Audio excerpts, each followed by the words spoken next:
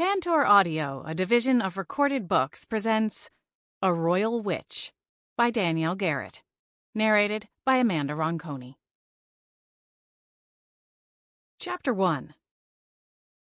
When you live at the beach, it doesn't take much to create the perfect summer afternoon. A cold drink, a floppy hat, and a good book. Oh, and time. I'd been lacking on that last component for far too long. So when I finally had the chance to take a lazy day, I jumped at it. By 11, I had an iced latte in one hand, a paperback in the other, and a perfect view of the sandy shore from the outdoor seating area behind Siren's Song. The tide was rolling back out, and seagulls were hopping through the foam looking for a late breakfast. Of course, in a small town like Beechwood Harbor, one couldn't expect to sit at the main hub for too long without being spotted. Evangeline Loren was the first to home in on me when she came in to take a break from managing her day spa next door to the coffee house. "Hey, Holly. I didn't expect to see you here." I smiled as she joined me at my table. "I'm playing hooky. Don't tell my boss, she can have a real attitude problem sometimes." Evangeline laughed. "One of the perks of being self-employed." "Definitely," I agreed. "If I'd known you were in town for the day, I would have offered you Lucy's cancellation this morning. You're way overdue for a manicure," she said, dropping her gaze to my hands. I frowned and considered my nails. "They're not that—" Evangeline raised her brows. "Okay, they are." I laughed. "A manicure sounds great. It's just been one of those things that slid way, way down the to-do list. Besides, with the amount of time I'm spending with my hands in the soil, I'm not sure if it would be much of a good investment. I can't wait to come to the warehouse and see all the progress you've made. You still planning the grand opening for the weekend after Cassie and Chief's wedding?" I nodded and set my book aside. "That's the goal. I can't wait. It's been a process, that's for sure. But having an apprentice is a huge help. I don't know why I waited so long to hire one." "I like Harmony," Evangeline said, leaning back in her chair. She lifted her glass tumbler to her lips and sipped at the creamy coffee drink inside. "I'm glad she's working out." "Me too. I wasn't sure if it was a good idea to hire my best friend's sister, just in case it didn't work. But so far, it's even better than I imagined." "What do you think about Meryl?" Evangeline asked. Her tone was nonchalant, but it was a loaded question. We both knew it. Meryl Miller was a fresh-faced SPA junior agent who'd moved into the Beechwood Manor around the same time as Harmony, 6 months ago. Her spunky personality and long blonde hair belied her kick-butt powers and past career as an SPA prison warden. She mostly kept to herself, spending the majority of her waking hours working to carve out her new station as the sole agent in Beechwood Harbor. The SPA had installed her in town to keep an eye on things. Likely, in no small part thanks to the supernatural disasters my roomies and I ended up wading into on a regular basis. She was young and hungry and sometimes a little intense. "I like her," I started, a note of hesitation in my voice. "I mean, she's a lot of fun to hang out with, when she's got her work guard down." Evangeline nodded thoughtfully. "Agreed. I think she'll settle in eventually. But in the meantime, it might be good to get some space between her and Posey." I cringed. "Yeah." Evangeline sighed. "Before I left for the shop this morning, Posey cornered me in the kitchen to ask me about this meeting Meryl called. She's really riled up about it." "Oh, Brothers Grimm." "Any idea what it's about?" I shook my head. "Not a clue. Whatever it is, she's keeping it super close to the vest." "I'm kind of hoping she's announcing her condo is finally ready to move into," Evangeline said, her expression pained. "Does that make me a terrible witch?" "No," I laughed. "Or at least if it does, then I'm one too. The manor is a little crowded," I added. "That's probably making Posey a bit edgy too." The patio doors opened, and another familiar face appeared. Nick Rivers, local private investigator and werewolf, smiled in our direction. He held an iced mocha, his own summer staple, and a small white dessert plate with a large brownie square. The man liked chocolate more than any woman I knew. I was halfway convinced that Hershey's ran through his veins instead of blood. I waved him over to our table and stood to grab one of the chairs from the unoccupied table beside ours. A little afternoon pick-me-up? I asked as he sat down in the offered chair. He chuckled and set the plate down. I immediately stole the fork and cut off a bite from one corner. Aha! Ulterior motives for inviting me over, he said as I popped the decadent bite into my mouth. I should have known. Evangeline laughed. We were just talking shop, she told him. How's the PI biz treating you? Nick shrugged. Can't complain. It's been a busy summer so far. I just got done handing over my findings to a client a few minutes ago, actually. Infidelity case. Always unpleasant. He gestured at the brownie. Hence the need for a little sweet treat. Yikes, Evangeline cringed. I stole another small bite and then passed him the fork. You're too kind, he teased, taking it from me with feigned gusto. What about you two? The Emerald is busy too, Evangeline replied. This time of year things go from busy to nut house. We offer a few different package options in partnership with the local rental property management companies and hotels. You know, couples massages or bachelorette weekend pampering, that kind of thing. Evangeline's day spa was only a little over a year old, but the former actress was a savvy businesswoman and had made the most of her time, turning the town's old gardening shop into a top-rated spa destination for tourists and locals alike. As for me, I started, things are kicking into high gear. Getting the potions shop going is going to be a little bit of a pinch, what with the wedding festivities on the horizon, but I should be able to make my deadline and have my grand opening the weekend after. I haven't had a day off in 6 weeks until today, but I wouldn't trade it for the world. I've already got a bunch of buzz going, and several high-profile guests coming to the party. Nice. I can't wait to see the place. Nick smiled. See where your money's going? I teased. Nick was an early investor and the main driving force behind my efforts to open my own potion shop. Thanks to his infusion of cash, I'd been able to rent out a warehouse space for Harmony and I to create potions and grow the majority of the herbs and botanicals needed for my custom creations. I'd also managed to sign a lease for a small storefront right in the center of the Seattle Haven, and would soon be able to sell my potions directly to customers. The whole thing was slightly dizzying. I'd gone from running an underground and, strictly speaking, illegal potion business to being granted my master potion license and opening my own supply shop and retail space, all within 2 years. There were times when the sheer speed of change would smack me upside the head and force me to take a deep breath and really drink it all in. How are the wedding plans coming along? Nick asked. Last time I saw Chief Lincoln, he was complaining about going to a second tux fitting after Cassie changed her mind on the color scheme. I laughed and craned a look over my shoulder to make sure the bride-to-be in question wasn't in earshot. As the manager of the coffee shop, she was bound to be somewhere nearby, and I didn't want her accidentally overhearing us talking about her. She was a week and a half away from her wedding, and considering the couple had already gone through 2 delays on their way to the altar, it was imperative that nothing rocked the boat. I think we've got everything nailed down, I replied, straightening in my seat once I verified she wasn't out on the patio. Finally. Nick chuckled. Chief told me that when the time comes, I should convince my betrothed to elope. Evangeline snorted. Poor Chief. It'll all be worth it, I said with a smile. He'll get it as soon as he sees her in her dress. It's going to be beautiful. Evangeline propped her elbows on the table and dropped her chin into her hands as she shifted her attention to Nick. Speaking of, have you dipped your toe back into the dating pool since that mess with Narissa? Nick choked on a hunk of brownie and coughed into his fist. I patted him on the back and pushed his mocha toward him. I'm thinking we take that as a no, I said to Evangeline. She frowned.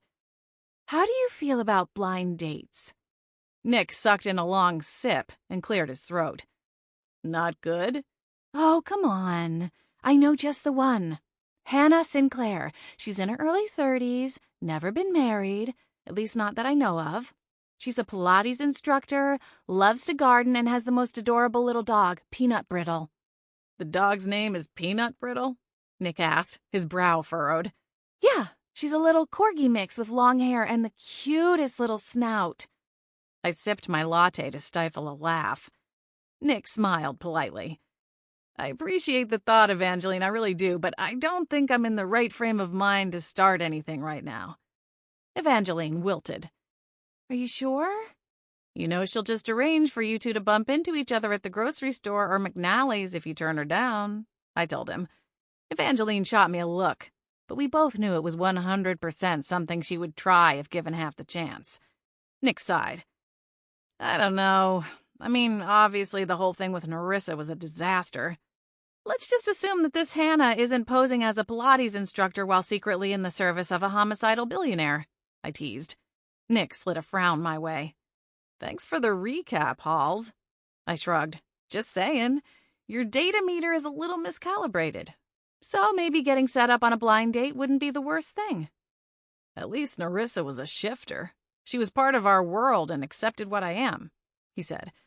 I tilted my head toward Evangeline. Any chance your gal is magically inclined? Sadly, no. Or if she is, she keeps it to herself. Nick held out his hands. Sorry, Evie. I'm not trying to burst your bubble, but it's a pass. I'll find someone, she said, rallying. Just you wait.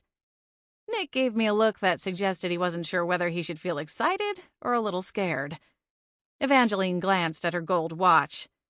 I probably should get back to work. I have a mile-long to-do list and a short day thanks to Meryl and her house meeting, she said, throwing a soft eye roll at the end. Nick furrowed his brows. I thought only Posey could call house meetings. Evangeline snorted. Yeah, she thought so too. I sighed. Let's just say it's been a long week and it's only Tuesday. Nick's cell phone rang and he grimaced when he peeked at the caller ID. Not again, he muttered, silencing the call. Evangeline glanced at me, and I shrugged. It's that insurance agent who moved into the office next door to mine, Nick explained, a pained look still etched between his brows. Valerie Moore. Why is she calling you? I asked. Nick reached for his drink. She's been coming to me twice a week since she moved in. She's constantly coming up with new insurance fraud cases she wants me to work. I swear it's like she doesn't think people can actually get injured in a car accident. To her, everyone is a faker. So what, you have to follow people around and make sure they're really hurt? Evangeline asked. Yes, Nick grumbled. It involves countless hours of surveillance, and most of the time there's nothing to find, so it goes on until I finally cry uncle and tell her it's a legitimate claim. Why didn't you turn her down? I asked, if you hate it so much. Nick dropped the grip on his tie and leaned back in his chair. We're neighbors in the building. I don't want to have some awkward conversation with her and then bump into her every day and have this weird tension. On top of that, the jobs might be tedious, but they're the kind of bread-and-butter jobs that keep the lights on. It's not like Beechwood is brimming with PI work, at least not on the human side. Nick wasn't struggling for money. I knew this only because he'd recently become an investor in my potion business. Not to mention, he drove a newly leased car, lived in a swanky condo on the other side of town, and had more shoes in his closet than I did. And let's not get started on the man's monthly mocha bill. Maybe you could tell her you're working a big case and don't have time for the smaller stuff right now, Evangeline suggested with a small shrug. Eventually she'll get the hint. Maybe, Nick replied doubtfully. It would be nice if a big case did come along. Not that I want anything terrible to happen, of course, but sometimes. His eyes took on a faraway look. Nick? I said gently. He snapped back to focus and shook his head. Where'd you go? I asked with a smile. Before he could say anything or offer an explanation for his drift, a high-pitched squeal made both Evangeline and me jump in our seats. We twisted in our chairs just as a smiling blonde woman pushed out onto the patio, a to-go cup in one hand and a smartphone in the other. She wore an expensive-looking silk dress and was made up as though she'd just stepped off the Miss America stage, minus the sash and tiara. Nicholas, the woman said, beaming at him as she rushed up to our table. I just had a hunch you would be here getting your fix. Hello, Valerie, Nick said through a forced smile. Evangeline shot me a look, and I bit the insides of my cheeks to keep from bursting out laughing. As you can see, I'm in the middle of a client meeting, Nick said, gesturing at Evangeline and me. Valerie let loose a peal of nasal laughter, Oh, Nicholas, you just kill me. I know who they are. That's Hillary from the coffee shop and Eva from the spa. Evangeline's smile slid off her face, and mine followed. It's Holly, actually, I corrected. And I don't work at Siren Song anymore. I've actually started my own business. Valerie's smile remained cemented in place. Oh, how nice. Is it one of those work-at-home kinds? Oh, are you selling those fancy press-on nails? My gal just moved out of town, so send me a catalog, and I'll be your first customer. Repeat orders, I promise. Evangeline cleared her throat, and Valerie's gaze shifted to her. She feigned a sympathetic pout. Oh, shoot. That will probably cut into your manicure services over at the spa, huh? Valerie, Nick said, a tad more forcefully than he likely intended. Valerie blinked. Can I call you tomorrow and set up a time to talk? He asked, softening his tone. Valerie giggled and waved her fingers at him. Let's do lunch tomorrow. I'll stop by at 1 o'clock with a couple of those sandwiches you like from McNally's. Nick's eyes widened. I don't...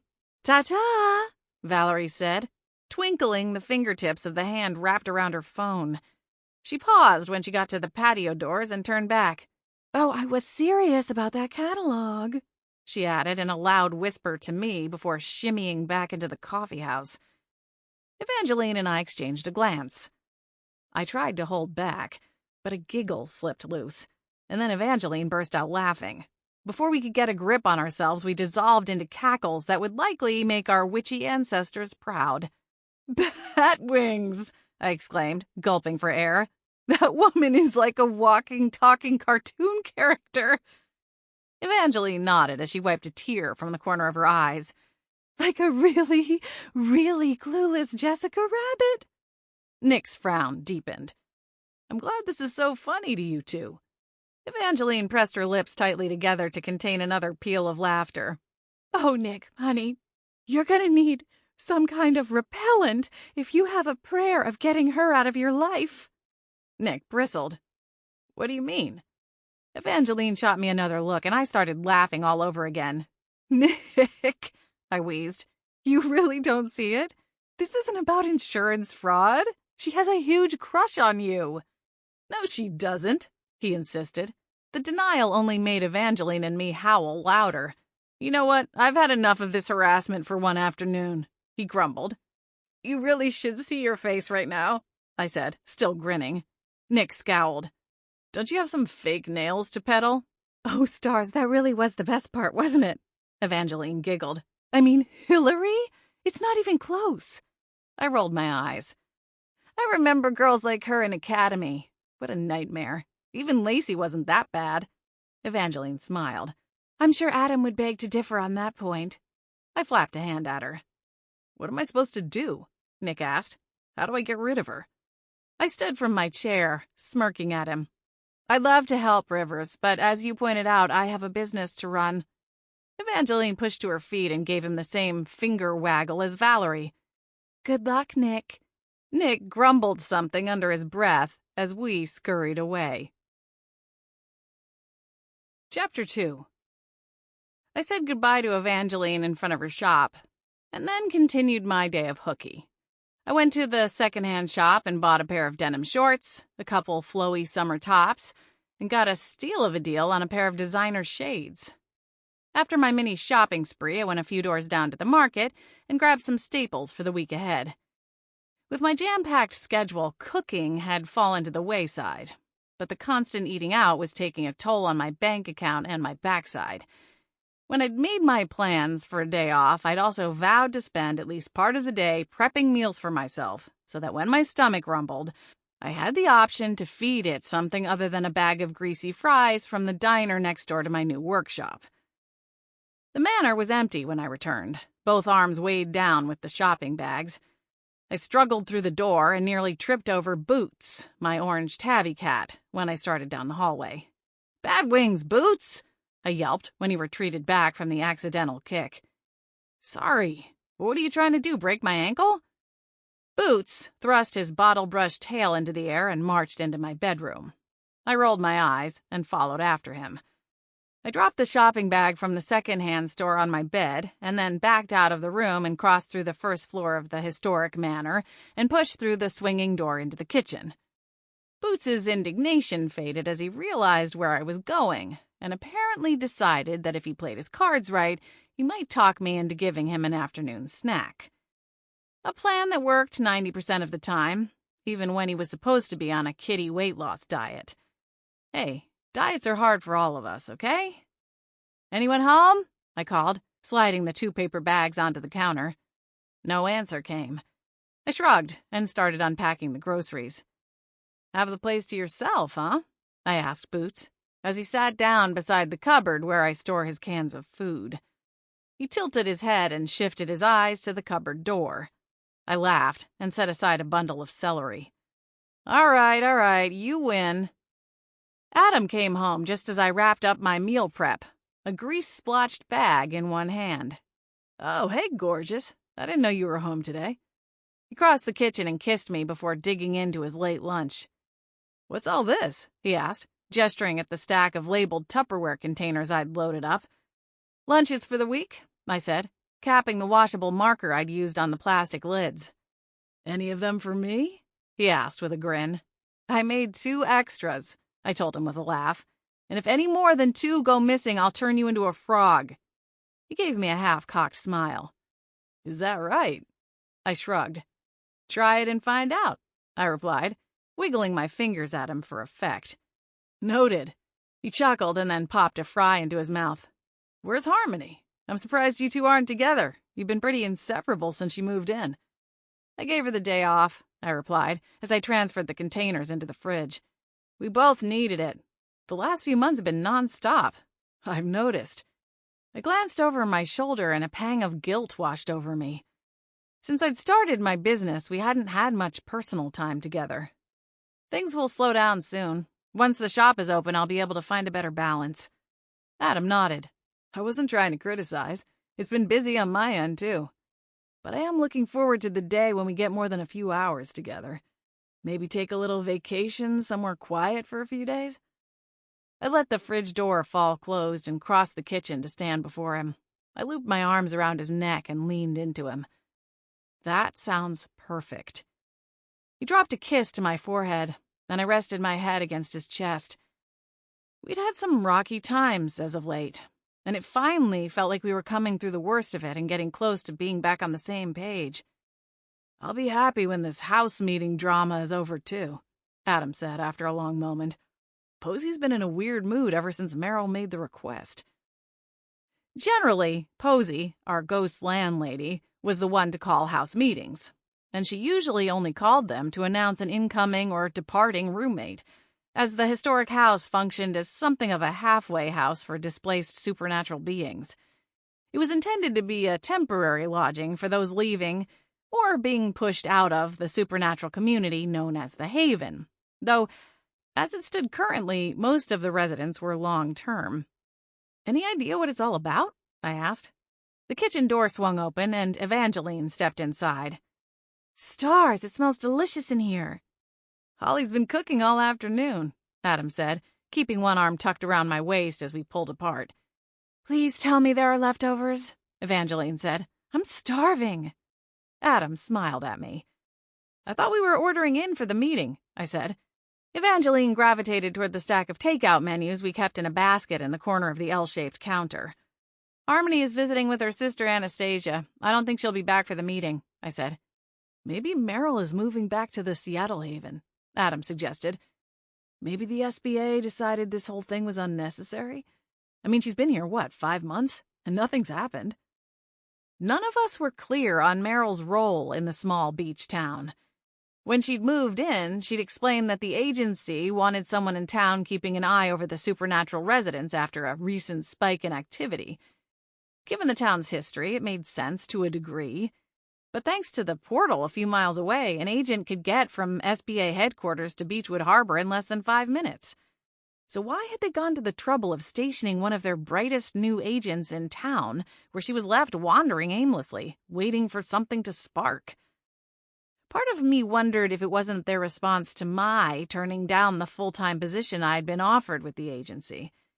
After a few months of in-house work, most of which I spent in the potions workshop, I'd been offered an assignment in the field. An assignment that I technically completed, but at the end of it, I'd handed in my temporary badge and told them I didn't want any future supernatural babysitting gigs. A couple months later, Meryl moved in. It seemed too coincidental to be unrelated, but it still didn't explain why. What was the agency afraid of? Was there something they weren't telling us about? Some kind of threat lurking around that they didn't want getting out in the public? Posy appeared in the kitchen, her expression pinched. The century-old ghost wore a pair of spectacles that tended to slip toward the end of her nose, apparently an irritating problem that death itself couldn't solve. Her silver-streaked hair was, as always, pulled back in a severe bun. "Where is Miss Miller?" she asked with a sneer. "Late to her own meeting, I see." Adam's thick eyebrows lifted as he turned away. "Posy," I said gently, "I'm sure Meryl didn't mean to step on your toes when she asked us to get together tonight." Posy shifted her irritated expression toward me. "She said she had an announcement, didn't she?" "I'm sure she'll be here soon." Evangeline held up a menu. "In the meantime, let's order some food. Who wants Thai?" Posy scoffed under her breath. "If the SPA thinks they can send someone in here to take over my duties, they've got another thing coming. I've been nothing but reasonable and gracious to all the misfits and cast-outs they send to me." I cleared my throat. Posy, you realize we're all standing right here?" "I'm well aware of that," she retorted, her silvery cheekbones sharpening as she pursed her lips. "You think I don't know everything that goes on in this house?" I spread my hands out, palms facing the frantic ghost. "Posy, I'm on your side here." Posy sputtered for a moment, but quickly deflated. "I'm sorry. I'm just a little out of sorts today." "It's going to be fine, Posy," Adam chimed in, glancing up from the takeout menu Evangeline held. "Just because Meryl called a house meeting doesn't mean we're going to start handing her our rent checks." Posy fell silent as the door opened and Meryl entered the room, her long blonde ponytail swaying with each efficient stride. Her fresh-faced complexion and wide eyes seemed at odds with her profession. She looked more like a kindergarten teacher, all honey and sunshine. But with her resume, she'd likely be more comfortable in a boxing ring than a classroom. She'd served as an SPA warden and carried around a pack of wild stories about the kinds of magical prisoners she'd had to contain over her years of service. A year or so ago, she'd transitioned to the bureaucratic side of things and become a full-fledged agent.